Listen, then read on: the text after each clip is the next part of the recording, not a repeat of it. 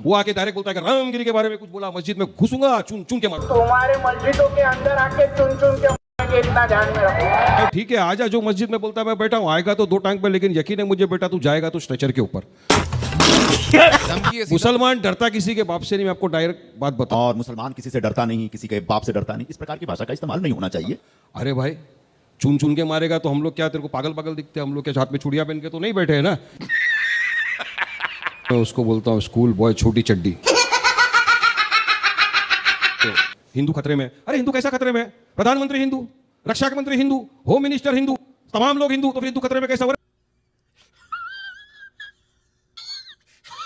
पहले तो हमको छेड़ो मत, और छेड़ोगे तो छोड़ेंगे भी नहीं। हमारी इस प्रकार की भाषा का इस्तेमाल करना अच्छी बात नहीं। छेड़ोगे तो छोड़ूंगा नहीं। दूंगा। और क्या मस्जिद में घुस के मारेगा, चुन चुन के मारेगा? मैं बोल दूं कि मैं आके मारूंगा तो ठीक है, जरा मेरी बात सुन लीजिए। प्रॉब्लम ये, अगर राजनीति चमकाना है, जाओ इस्लाम के खिलाफ अनाप शनाप बकवास करो, मुसलमानों को भाषा में जवाब आप दे रहे हैं। सियासत चमकाओ। अब इसी को लेकर अगर शिमला में रस्ते पे उतर गए तो वो शरीफ लोग थे। शिमला में सुनिए, शिमला में मस्जिद के लिए तोड़ने के लिए रास्ते में लाखों लोग उतर गए तो वो शरीफ लोग थे, और हम उतर गए तो हमें क्या कहेगा? एक बात मैं कहना चाहूंगा।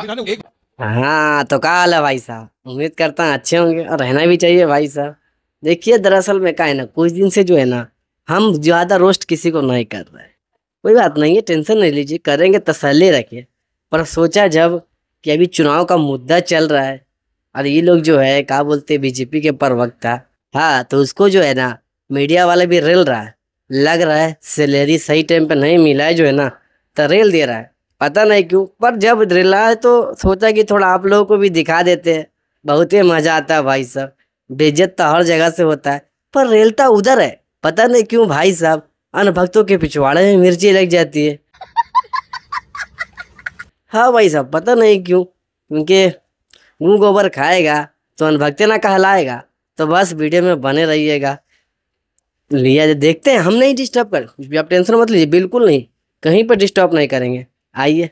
अगर कुछ भी मस्जिद तुम लोगों ने किसने भी की तो तुम्हारे मस्जिदों के अंदर आके चुन चुन के मारेंगे, इतना ध्यान में रखो। तो दूसरा आ जाता है छोटा वाला, नीतीश राणे की बात कर रहे हैं। हाँ, अरे उसी का छोटा नन्ना मुन्ना बच्चा, मैं उसको बोलता हूँ स्कूल बॉय छोटी चड्डी। स्कूल बॉय छोटी चड्डी।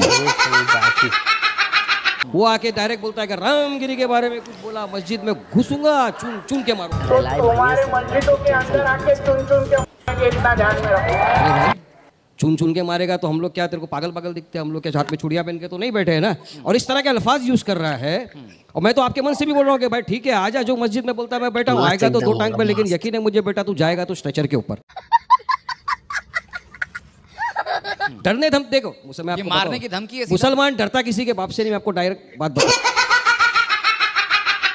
हम लोग संविधान को मानते हैं, कायदे कानून का मुसलमान को डरा कौन रहा है सर? अरे ये लोग ही डरा रहे हैं। इनका एक ही तो मकसद है कि अपनी अगर राजनीति चमकाना है, जाओ इस्लाम के खिलाफ अनाप शनाप बकवास करो, मुसलमानों को भाषा में जवाब आप दे रहे हैं। अच्छा माजी सटक ली, अगर दिमाग फिरा तो कुछ बुरा हो जाए। इस प्रकार की भाषा का इस्तेमाल करेंगे क्या माजी सटक ली, मुसलमान किसी से डरता नहीं, किसी के बाप से डरता नहीं, इस प्रकार की भाषा का इस्तेमाल नहीं होना चाहिए। एक बहुत इंपॉर्टेंट पॉइंट बोल रहा हूँ संजय भाई, आप लोग बार बार बोलते हैं हिंदू खतरे में। अरे हिंदू कैसा खतरे में? प्रधानमंत्री हिंदू, रक्षा मंत्री हिंदू, होम मिनिस्टर हिंदू, तमाम लोग हिंदू, तो फिर हिंदू खतरे में कैसा हो रहा है? माइनॉरिटी में तो मुसलमान है, लेकिन हम लोग कायदे कानून का पालन करते हैं, संविधान का पालन करते हैं, इसलिए खामोश बैठते हैं। आप संविधान के तार तार कर रहे हो रोज, आप कायदे कानून का पालन नहीं कर रहे हो रोज। अगर ये अल्फाज वारिस पठान ने बोला होता, यकीन मानिए आप, मैं आपके मंच पे नहीं होता, जेल में होता। लेकिन नीतीश राणे घूम रहा है, रामगिरी घूम रहा है, कोई अरेस्ट नहीं, इसलिए हमने संविधान देने की बात ऐसा नहीं है, ऐसा संविधान देंगे हम कि आप संविधान से चलाइए। महाराष्ट्र राज्य के अंदर, महाराष्ट्र है क्या, मुख्यमंत्री है, आप इस तरह नहीं बोल सकते कि इसके बाल को हाथ नहीं लगाने दूंगा, बाल बांका नहीं होने दूंगा। और क्या मस्जिद में घुस के मारेगा, चुन चुन के मारेगा? अगर मैं बोल दूं कि मैं आके मारूंगा तो ठीक है, जरा मेरी बात सुन लीजिए। प्रॉब्लम यही हो रहा है ना इन लोग के साथ। आप अरे यहाँ तो मेरा हक मत छीनो संजय भाई, मुझे बोलने तो दो, मेरी आवाज को यहाँ दबाने की कोशिश मत करो। हालांकि मेरी आवाज बहुत बाबा से बोले। वारिस पठान साहब, आवाज कहीं दबी नहीं है आपकी। नहीं, ना तो यहाँ दबी थी, ना मुंबई के रास्तों पर। पहले तो हमको छेड़ो मत, और छेड़ोगे तो छोड़ेंगे भी नहीं। हमारी जुबान की आतिशबाजी का मुकाबला नहीं कर सकते। आप बोलेंगे तो हम खामोश बैठेंगे। मैं बोलूंगा तो बोलेंगे कि हालत खराब कर देंगे। मैं बोलूंगा भी। बोलिए। अब इस प्रकार की भाषा का इस्तेमाल करना अच्छी बात नहीं। छेड़ोगे तो छोड़ूंगा नहीं, क्यों नहीं? तो सामने वाला ही बोला मैं भी नहीं छोड़ूंगा, तो सामने। अच्छा, आप नीतीश राणे बार बार कहते हैं उनके खिलाफ 2-2 FIR हो चुका है। जहां भी उन्हें बयान दिया, अहमदनगर में उन्हें बयान दिया था, वहां पर 2-2 FIR हो चुके हैं, और कानून अपना काम कर रहा है। मतलब ऐसा नहीं, मतलब एक सत्तारूढ़ दल का MLA है, बावजूद इसके अगर उसने कुछ ऐसी बात कही है तो उसके खिलाफ कानूनी कार्रवाई हो रही है। लेकिन आप जिस प्रकार की भाषा का इस्तेमाल कर रहे हैं कि छोड़ूंगा नहीं, छेड़ोगे तो, ये भी संविधान नहीं है। आप जो कहते हैं कि ये बार बार कहते हैं हिंदू खतरे में है, आप भी तो कह रहे संविधान खतरे में, संविधान कहाँ खतरे में?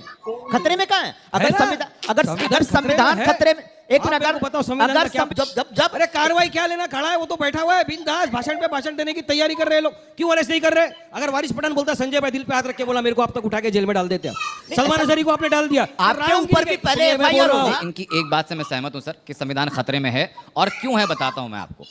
धारावी में बीएमसी जाती है एक्शन करने के लिए, पुलिस को साथ लेकर के जाती है, भीड़ जमा हो जाती है, मैसेज सर्कुलेट किया जाता है रातों रात में कि सुबह मस्जिद को शहीद करने के लिए लोग आ रहे हैं, सुबह 9 बजे का वक्त है, ज्यादा से ज्यादा संख्या में लोग पहुंच जाओ, लोग पहुंच जाते हैं। हालत ये होती है कि जो बीएमसी पुलिस के साथ एक्शन करने गई थी वो वहां पथराव देखती है और खाली हाथ वापस आती है। अगर प्रशासन को घुटने टेकने पड़ जाए, जो कि आपका फेलियर है सर, तो संविधान खतरे में है।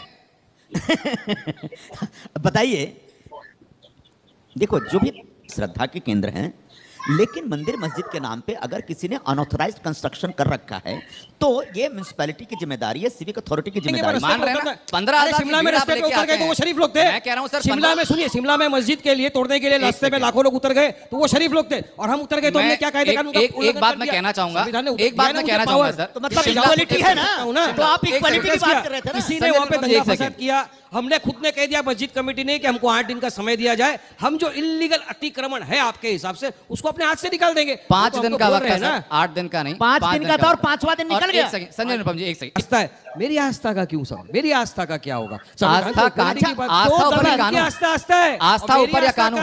आस्था ऊपर या कानून? लड़ाई के लिए अपनी जाने गंवाई, मुल्ले काटे जाएंगे, भगवा झंडा फिरा दिया जाएगा, नारेबाजी पर भी आएंगे सर। ये तो कोई ने नहीं किया ना, चैप्टर तो करो ना मुसलमान। सुनिए, अरे साहब हम आ भी करते हैं तो हो जाते हैं बदनाम, ये कत्ल भी करते हैं तो चर्चा नहीं होता। अब आपको हर चीज, आपको संविधान भी घिसा पीटा लगता है। प्रॉब्लम ये जो बाबा साहब अंबेडकर ने हमको संविधान देके गए, वो संविधान क्या बोल रहे हैं? आप भिड़ा रहे हैं, आप संभाजीनगर से चल के आ रहे हैं भिड़ाने के लिए, आप कट्टरपंथी की आपको ओवैसी साहब चल के हैदराबाद से आ रहे हैं यहाँ पर जोगेश्वरी में भाषण देने के लिए। अरे क्यों नहीं आ सकते? मोदी जा सकते हैं पुणे में, तो ओवैसी साहब हैदराबाद से नहीं आ सकते? आप आ रहे हैं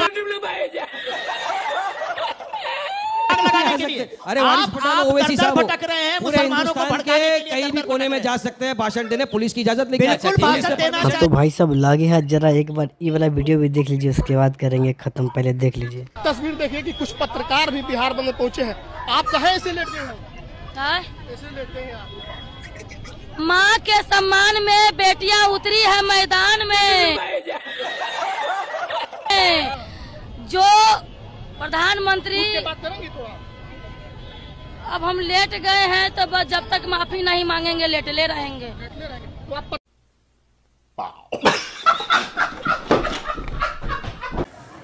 हाँ तो भाई सब एक बात बताइए, वीडियो तो बहुत मेहनत से लाता हूँ, ढूंढ ढांड के, उसके बाद बनाता हूँ, फिर आप लोग देख लेते हैं। आप लोग चैनल को सब्सक्राइब काहे नहीं करते यार? कोई दुश्मनी है तो सब्सक्राइब कर दो किया करो यार। सब्सक्राइब में कोई पैसा या कुछ मेहनत नहीं लगता, सब्सक्राइब कर दिया करो ताकि मोटिवेशनल मिलेगा, तो अच्छा से जो है ना ऐसा ही लाता रहूँगा, रियलाइज जो है सबका लाता रहूँगा कंटिन्यू, थोड़ा सा जो है ना अच्छा लगेगा। तो सब्सक्राइब करके वीडियो को शेयर कर दीजिए, ठीक है भाई साहब। मिलता हूँ नेक्स्ट वीडियो में।